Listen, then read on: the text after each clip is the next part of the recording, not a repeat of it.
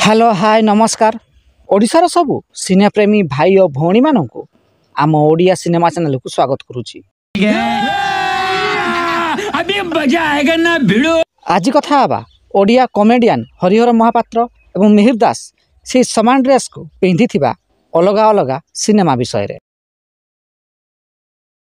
1999 मसीह release होता एक Odia cinema jar ना रही पवित्र बंधन। यही सिनेमार मुख्य भूमिका मिहिर दास रचना बानार्जी अभिनय करथिले। एही सिनेमार एक गीत रे अभिनेता मिहिर दास एही हलदिया कलर ड्रेसटी पिंधिथिले। एही समान प्रकार ड्रेस को 2002 मसीह रिलीज होता ओडिया सिनेमा समय चक्कर संसार रथरे एक दृश्य रे अभिनेता हरिहर महापात्र पिंधिथिले।